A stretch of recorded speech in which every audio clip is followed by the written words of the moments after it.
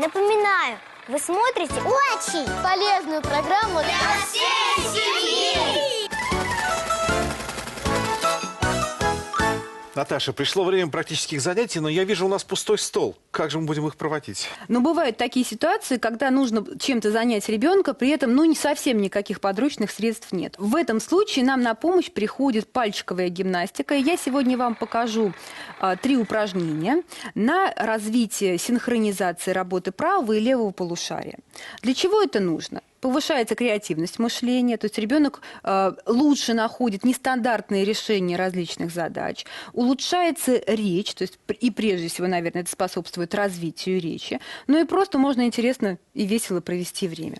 Первое упражнение, оно к тому же помогает умению концентрировать внимание и выполнять необходимые инструкции действия.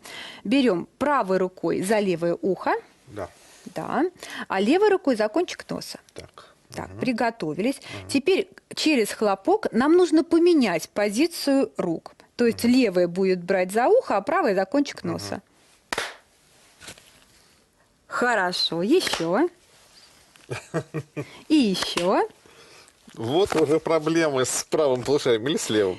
Вы знаете, и это у огромного количества людей, потому что мы привыкли с вами к определенным стереотипам, к тому, что мы действуем определенным способом, а это ломает наши стереотипы. Еще одно упражнение, но очень простое, оно делается для совсем маленьких детишек, называется оно цепочка.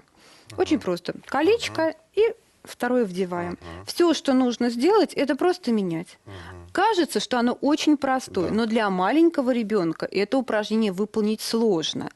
Вот мы так вот перебираем и делаем цепочку.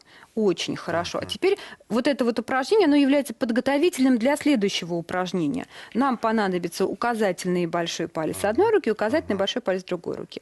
Мы соединяем. Пистолетики такие, да? Да, вот. Вот, папа, конечно, сразу же нашлись. Пистолетики, делаем пистолетики, соединяем дуло и рукоятку, дуло и рукоятку. И теперь нам нужно, перекручивая, соединять их. Так, где у нас дуло и рукоятка? Вот, дуло вот, и рукоятка. Так. Вот. Вот, все, понял. Да. Это замечательно. Вот это плетем веревочку с тобой. Да, Вот плетем такая вот веревочку. веревочка. Здорово.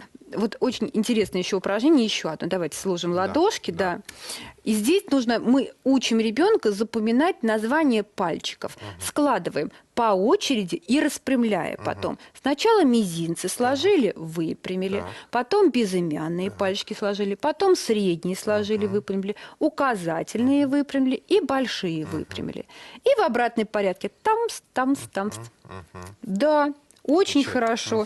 Да, простое упражнение. С одной стороны, мы выучили название наших пальчиков, а с другой стороны, мы подготовили. Вот это вот как раз и тоже одно из упражнений для развития синхронизации работы правого и левого полушария.